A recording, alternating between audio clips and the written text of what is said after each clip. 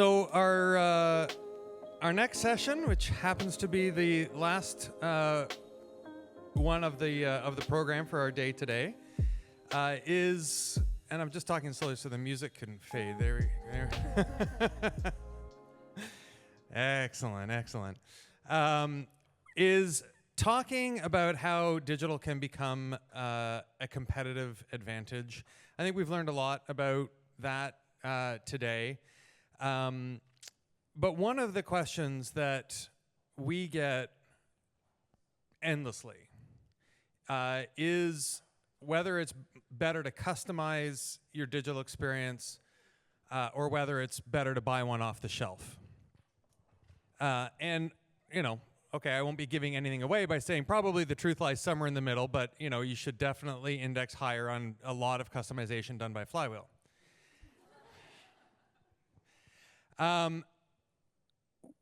One of the things that we do is custom development. We do a lot of custom integrations and we do custom software and web applications. One of our more one of our prouder accomplishments is the accomplishment that our client Snap Financial was able to accomplish a number of years ago. We built for them a BlackBerry app. Bill, you were talking about scanning anything. We had to find a software library that would run on a BlackBerry with some kind of performance that would scan the back of a driver's license. And then submit that information so that you could do a financing credit check, and it would come back with that decision on a BlackBerry device. So the fact that BlackBerry doesn't even make devices anymore is definitely dating us. But Snap got acquired and moved on, and it's a great accomplishment when we get to share that story about clients of ours that grow to the point where they get acquired and they evolve into something bigger and better. And the cool part about when that happens is that, I mean, sometimes you just sort of absorb the entire company and everybody's happy. Sometimes it sprinkles that talent into the industry.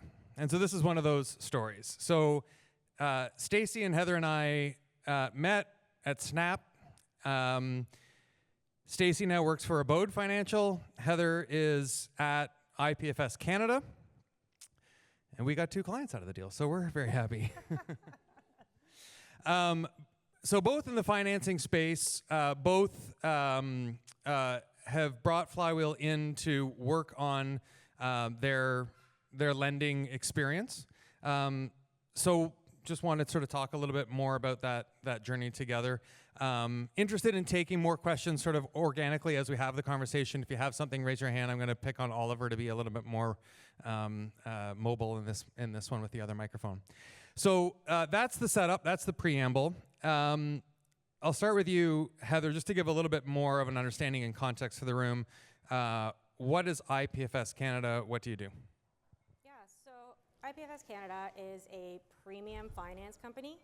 And so for those of you who are saying, what is premium finance? Because that's what everyone says. It's not really fancy financing.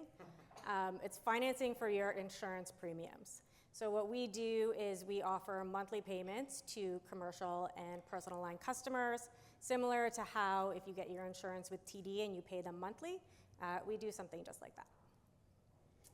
So a lot of times if you're getting car insurance, they'll let you pay for that monthly. Well, when you're buying business insurance, they don't let you do that. So in comes IPFS Canada to provide that solution. Okay, Stacy, your turn. Tell us about Abode. We launched Abode about 4 years ago in a very competitive home improvement financing space. Apparently, I like a lot of stress in my life. So we operate in a B2B to C model. So we partner with home improvement dealers who offer our financing options, okay? And from their customers, we gain borrowers for Abode, okay? But the relationship really starts with the dealer. Okay, so can you explain a little bit of your platform, Heather, just at a high level, what you're comfortable sharing about how the actual technology works? Yeah, absolutely. So what we do is we have an account management system. So our account management system holds all of our customers, all of our brokers. Similar to what Stacy just said, the broker is our customer, and we get their customers to finance with us. And then on top of that, we have a customer portal that a customer can log into and look at their own financing agreement. We have a broker portal a broker can log into and create their own quotes. They can look at their accounts. On top of all of that, we integrate with a bunch of other platforms so that if you're using your own broker management system, if you have your own technology, if you're coming from somewhere else, you can essentially integrate with us so that when you're offering your businesses, your insurance premium is going to be, say, $10 million. It could be $10 million, or you can pay monthly at whatever 10 million divided by 12 is. So we have all of that together, and then we also integrate out with all of the different payment providers as well. So things like credit card companies, banks, it's all integrated together, kind of surrounding that core platform. Your turn. Can you explain sort of the platform and the ecosystem from a technology perspective, Stacy? Sure. So, our loan origination platform is run under Flywheel's infrastructure. So our dealer base utilizes that platform to submit credit applications for the customer. So the user journey is there. The dealer goes into the customer's home. The homeowner then applies for a credit application using various integrations that we've partnered with Flywheel. And from that journey, from there, the dealer would go and install the equipment, and then the customer becomes a customer of Abode, and we process that application through our back-end systems. So very similar, but different industries and slightly different workflows, but very similar. Heather, I think in your scenario, it was more about speed to market. Is that fair at the beginning? With sort of, instead of customizing a platform, it was use one off the shelf?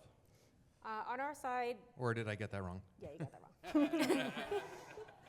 On our side, it was more, so the insurance business is a very complicated business. There's a whole bunch of moving parts. It's not your typical financing where, you buy a car, you pay your monthly payments, you don't pay your monthly payments, someone comes and gets that car from you.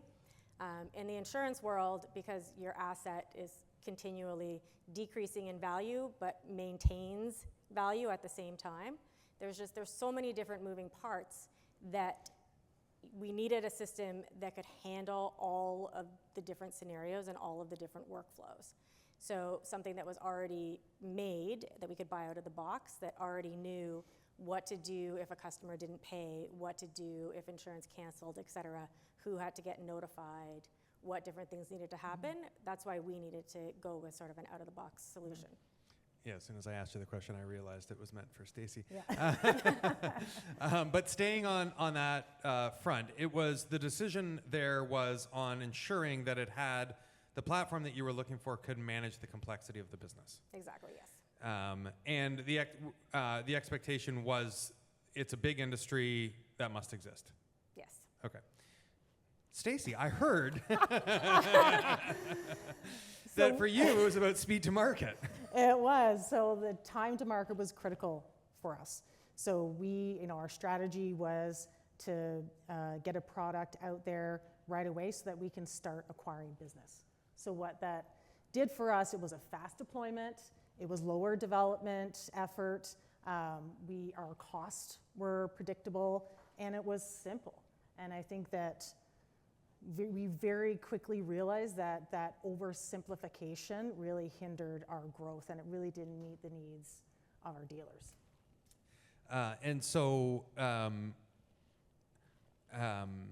Was there a breaking point? Was there a moment where you sort of realized that it needed to be more bespoke, more unique for you, or did that just kind of organically present itself? Absolutely. To be quite frank, we couldn't be competitive. We started losing business right away.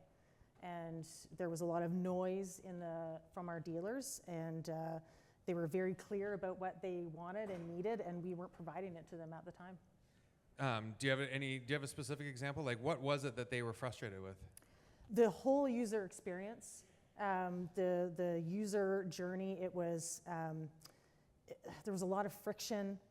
They weren't getting their decisions back quick enough. It was clunky. As soon as they got a credit application approved, it was, what do I do next? They got lost in the process. And so it wasn't easy, it wasn't fast, and it wasn't that intuitive. And was there a moment for you, Heather? So you started with a system that did solve for complexity, but it sounds like it was overly complex. At what point were you like, we need to customize what we've got here? Yeah, so very similar. It was about simplicity. For us, though, we already had a customer base, and we moved them from a legacy system over to a new system. The new system was harder to use. It was more clicks to get what they needed, and it was different. And so what we found was the same thing. We started to lose business because it was too hard to use our system.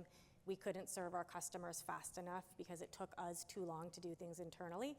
And then also when it came to integrations, we didn't have the right, I guess, people or the right tools with the system that we had to just give the brokers what they needed. We were giving them way more information. A lot of it was US information they didn't need. So yeah, we just kind of needed to switch it up. And so, Stacy, back to you. Take me through sort of the internal decision-making process about how you were going to customize it, what it should look like, how it should behave, what you were going to do first, that kind of journey.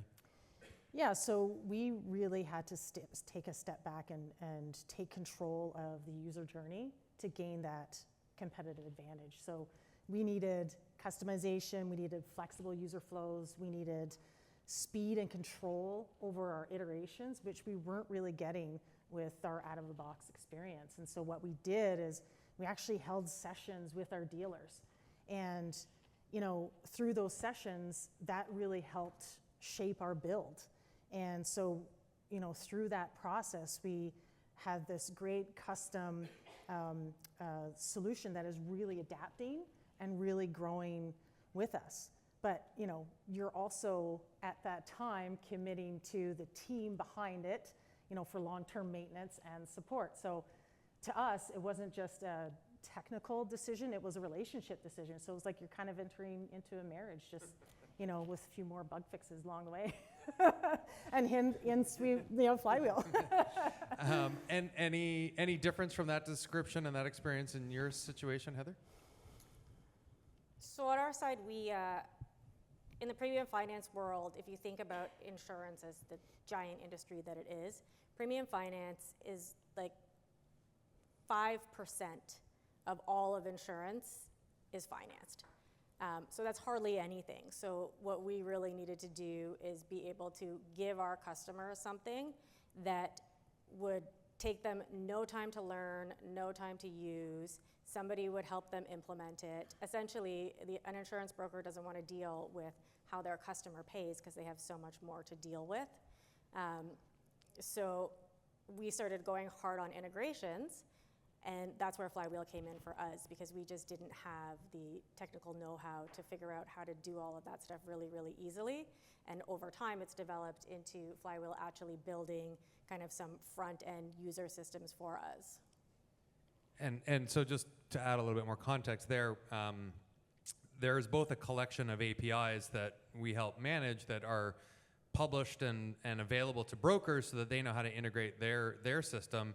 But there's also a piece of middleware that provides a user interface between a couple of different systems in the industry to simplify the workflow and to automate some of those steps as well. So there doesn't have to be quite as much actual system-to-system conversation going on. Any particular feedback at this point, Stacy? You said you were sort of had to make this transition because you were immediately losing business. Has it improved? Has it stabilized? Are you losing less? Are you gaining more?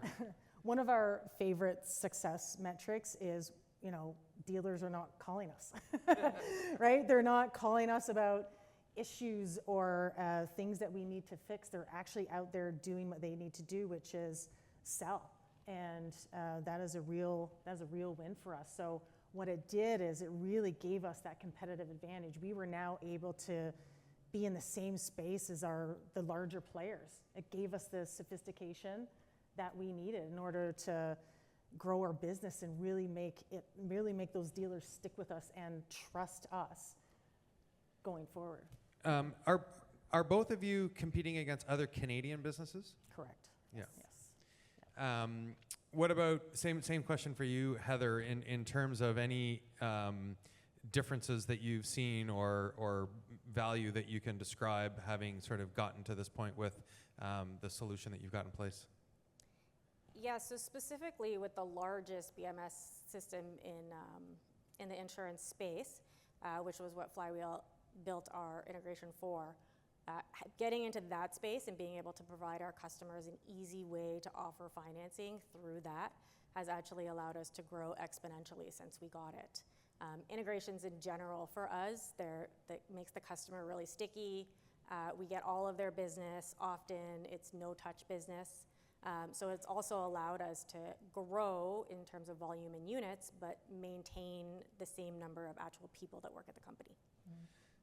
So again, in both of those situations, what's happening on a regular basis is starting from kind of V1. What do we need to solve for in order to get the most kind of efficiency and the fastest wins, and then ladder up from there and add more capabilities and sophistication, talking to the dealers, looking at the systems, making sure that we can work together to listen and figure out and I think sort of make some strategic decisions about where to spend money, where to do more customization in order to unlock the right kind of value. Because if we're going to change the system or add a customization, it's gotta have ROI, right? So it's got to be able to provide some benefit. The follow-up question has now escaped me. Where do you see things going at this point for you, Stacy? Yeah, I think when planning future-ready tech, the real consideration is flexibility. We're moving away from these rigid, all-in-one solutions to modular platforms, and what our users and customers want is hyper-personalization. We heard it earlier in some of the earlier discussions, is that how can we really tailor it to the customer experience? So how can we utilize the data that we're receiving to say, okay, this is the financing option that works best for you, right? And how do we integrate with AI to help us do that, to automate document processing, to enhance our credit decisioning, to detect fraud, which is rampant right now, and it's not just increasing, it's getting even more complex. I think you hear about it every single day. Do you have any hypotheses or understanding as to why that fraud is increasing? I just think it's easier with AI tools to do those things, right? I mean, you can create any document, you can create videos of yourself and put it out there in the market, and you wouldn't know if it's real or not. Right. So that's what we're struggling with right now. Is it's so hard to catch, and so you need things like, so in our industry you need to be really proactive with advanced tools like digital ID verification and behavioral analytics to mitigate that risk to know your customer. Exactly, to know your customer, because Yeah. it's not just compliance anymore. You really need to know who you're working with. Right. Same question, Heather, sort of what the longer term vision is at this point? Yeah, I think some of the things that we're looking to do right now are very data driven, and I think it's a lot, if we go back to what we sort of just talked about, we have all this data now and we get it from all of these different places, and how can we use it to get better at what we do, right? Because if we know what we do and we just learned to get more customers, we should go out and kind of put it everywhere that it can be. How can we use the data that we have to be better at that? And then I also think on on the insurance side, coming up next too, is, you know, how can we become more efficient as people start to want to finance their premiums more? How can we get faster at what we do by using things like AI to, for example, take the data that comes on paper and turn that into a quote? Or how can we use AI to help us win business by looking at, you know, last year this customer financed with us, this was the rate that they had, this was, you know, this was their payment history, this was the year before, these are what similar customers had this year that said yes, and how can we get all of that data in a couple seconds? So to Stacy's point, we don't lose customers because it takes us too long to make decisions, and then actually make good financial decisions and good risk decisions. And so I also want to make sure we're not trying to take one side of the debate here. You know, there's benefit in the customization that have been realized by Abode and IPFS, and that's enabled the things that we've just talked about. Are there benefits to the, so these are all extensions of an existing platform. We've built UI and integrations and experiences on top of other platforms, industry-specific solutions and software. What do you appreciate about the platform that this is all built on top of? What benefit and value, or do you get any, from the underlying platform at this point? From the wonderful platform that we've built with you? No, the one that we've built on top of. Or you can't wait to throw it out. Like, where are we at with that? To be honest? Should I send you the SOW? Can't wait to throw it out. Why? It wasn't. I don't think it was ever ready to do what it, I think, intended to do, and that platform was a suite. It wasn't just that platform. That platform connected to our, other platforms. So it wasn't necessarily their star tool in their suite of products. So I think it was sort of.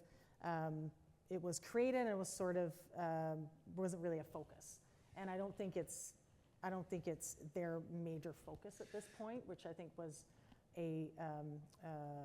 was really a struggle for us. So it's not necessarily that it was the wrong choice; it was probably the right choice at the time, but they haven't been able to maintain a pace of innovation.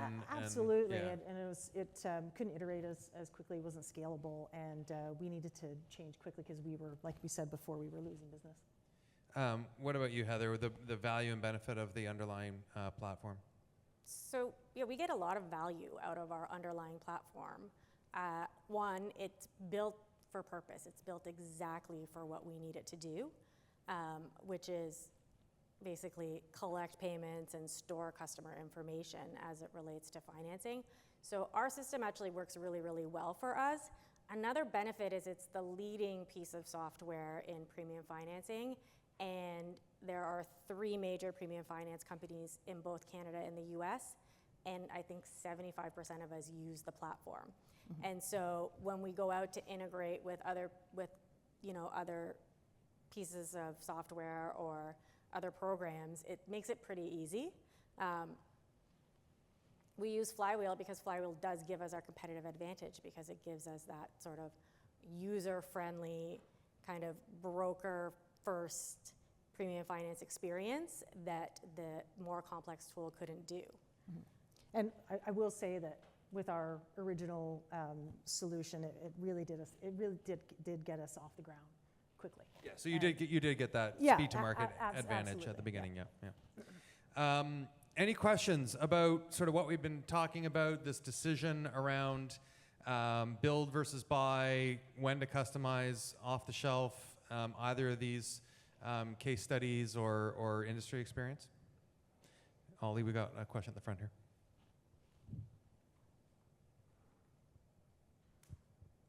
Thank you. One of the questions that came up in my mind in terms of the scenario of, you need to get to market fast, so you took something more off the shelf, but very quickly realized that, it wasn't quite meeting your needs, you were losing business and so on.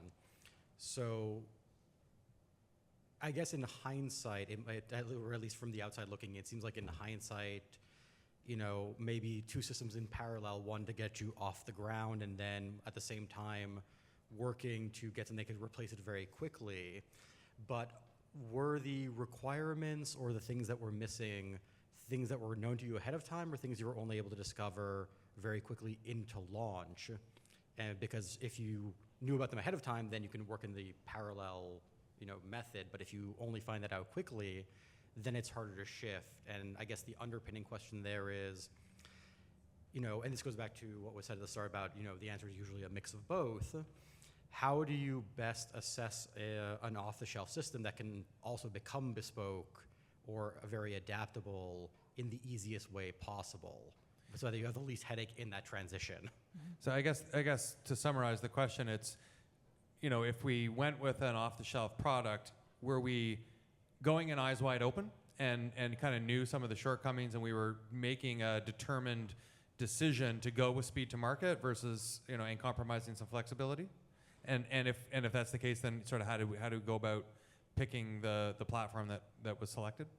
How do you go about picking up, if you go into it eyes wide open, how do you go about picking the off-the-shelf solution, knowing that it'll only last, Right. for a short window? And then do you pick something that's off-the-shelf but very customizable, knowing that it's going to be more work very quickly into it? Or do you develop something bespoke in parallel that you can easily, switch it off into? Or what's the thought there? Go ahead, Stacy. Yeah, I think do your research first, and especially if you have to select an off-the-shelf product immediately, but plan early for scalability. And I think one of the key things there to recognize is make sure that your team and the technical partner you're working with can really grow with you. And to your other question, yes, we knew what we were getting into. We knew some of the shortcomings of the platform, and and our sales leaders really did a great job of trying to sell it and acquire and keep our business. But again, our competition was way above us in that area, so we really had to step back and be like, we really do need to change things quickly. Any different in your experience, Heather?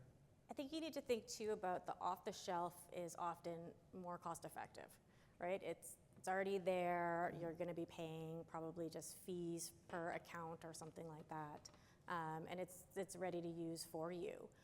But I think, like someone said earlier today, you also need to be okay with the fact that you might make the wrong choice, and you might choose wrong, whether you're going out of the box or custom, right? We made our first custom choice, and it was the wrong choice. And we ended up, switching mid-development and giving Scott a half-built platform to say, can you please make this something we can use? So I think you just have to be willing to experiment a little bit and also be willing to pivot. Mm-hmm. The fail fast mentality. Another question over here, Ali. Hey guys, so I know that this keynote's been a lot about AI and how it can benefit businesses. And I think about something that you just said. It's like we got this out-of-the-box solution, and it's like either things were broken or it's like, oh, here's half a big product. Can you help us? I've been reading a lot about like vibe coding lately. Basically, somebody who's just not a developer. They're like, hey, I have an idea. Here's an app, and they build it, and then like their API keys get like sent to the front end. It becomes a security disaster. Things like that, right? Do you see any, even though there's clearly benefits of using AI, and I'm sure you guys have figured out, like, everyone here, like, positives for their business. Do you guys see, maybe this is a bigger conversation, have any potential shortcomings of implementing AI in any kind of way that maybe we're not even thinking of? Maybe people just don't even want to use it if it's on the website. Who knows, right? Heather? Yeah, I think, so I heard a story recently about AI and chess, right? And so because AI is a lot about the prompts that you give it, so obviously there's computer versus human, and the computer wins at chess every single time. But over time, because no one told it not to, the computer learned to cheat to win. So now the computer is winning using rules that you didn't give it. So I think my biggest concern with AI is when you put it into our systems and we have all of this PCI compliant data, is it gonna actually potentially put us at risk of giving that data away to somebody? For No, something we everything's didn't going to be think fine. Don't worry. And I'll just tag on to Heather's last comment. And for us, it's also around data security, right? You have to understand what tools that we can use based on the partnerships that we have, and are we meeting regulatory requirements? We have all those things to consider when we're thinking about an AI solution. And I guess that is a really good point. When we, the royal we, all of us in the room, are building any kind of these systems, I think probably, data custody and chain of custody for that information becomes just a little bit more relevant now. Are you using AI? Are you passing it to a partner? What's their policy? What's their position on that? What systems are they using? It'll surface a little bit more due diligence for sure. Any other questions? All right. Thank you both. Appreciate the conversation. Thanks. Thank you, everyone. Thanks for having us, Scott.